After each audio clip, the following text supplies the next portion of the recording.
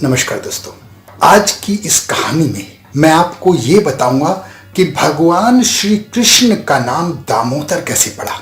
पवित्र कार्तिक मास को दामोदर मास भी कहते हैं। दाम कहते हैं रस्सी को और उदर कहते हैं पेट को, यानी पेट को रस्सी से बांधना दामोदर हुआ।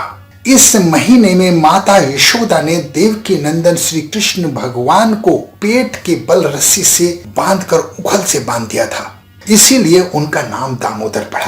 पूरी कहानी विस्तार से मैं आपको सुनाता हूँ। भगवान श्री कृष्ण और उनकी माता के बीच ये लीला कार्तिक महीने में हुई थी, अतः उस लीला को याद करते हुए इस महीने को दामोदर महीने का नाम दिया गया।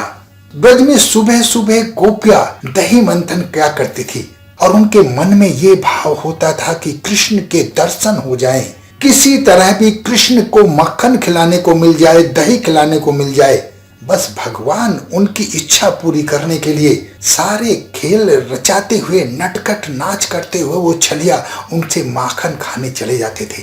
दरअसल भगवान उनकी इच्छा पूरी कर रहे होते थे।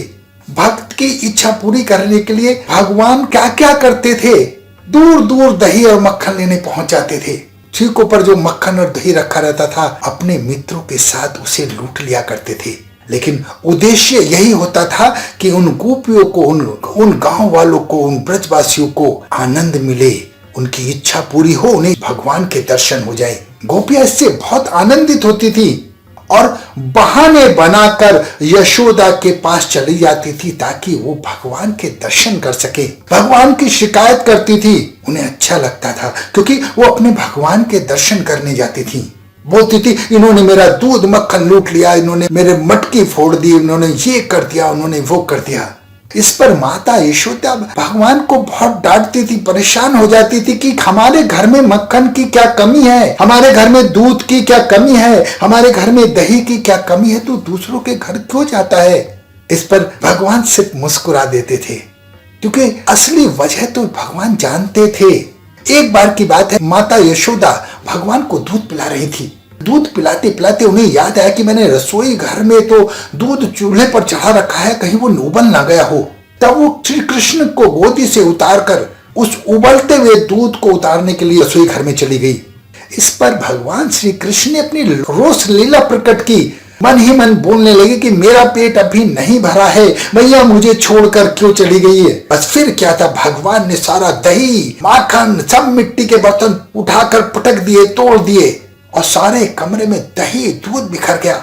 जब मैया यशोदा ने आकर देखा कि सारे मटके टूटे पड़े हैं, चारों तरफ दही और दूध बिखरा पड़ा है, तो उन्हें भगवान पर बहुत गुस्सा आया। ये भगवान की लीला थी और जब मैया कृष्ण को डांट रही थी तो कृष्ण वहां से भाग लिए। तब मैया को बहुत गुस्सा था। यशोदा मैया ने हाथ में छड़ी ली कि आज इसको सबक सिखाना ही पड़ेगा, क्योंकि ये कृष्ण की मैया के साथ पहली लीला थी।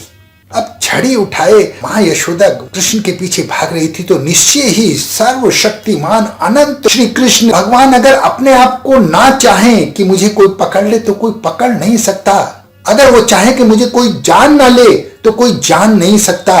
उनकी कृपा होगी तभी उनको पकड़ा जा सकता है, उनकी कृपा होगी तभी उनको जाना जा सकता है। वो तो अनंत भगवान हैं। माता यशोदा के परिश्रम को देखकर भगवान श्री कृष्ण ने अपनी चाल धीमी कर दी और मैया यशोदा के हाथों पकड़े गए।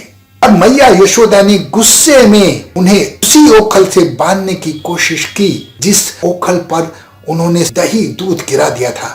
जब भगवान श्री कृष्ण की दिव्य लीला की बारी आती है, जिस रस्सी से उन्हें बांधने की कोशिश की गई वो 2 अंगुल छोटी हो गई। फिर दूसरी रस्सी जोड़ी गई, वो भी 2 अंगुल छोटी पड़ गई। सारे गोकुल की रस्सियां मंगा ली गई, वो 2 अंगुल छोटी ही रही। और जब भगवान ने खुद को बंधने की सोची तो पहली रस्सी से ही बंध गए। ये भगवान की लीलाएं हैं, उनको कौन जान सकता है। इस कथा के माध्यम से मैं सिर्फ आपको यही निवेदन करना चाहता हूं, भगवान ने अपनी लीलाओं के माध्यम से हमें बताया है कि गोपाल छोटे हैं तो क्या हुआ, हैं तो भगवान, उनके अनंत रूप हैं, छोटे होते हुए भी अनंत हैं। वो हर रूप में अनंत हैं, वो हर रूप में प्रभु हैं, वो हर रूप में परमात्मा है। जय श्री कृष्ण।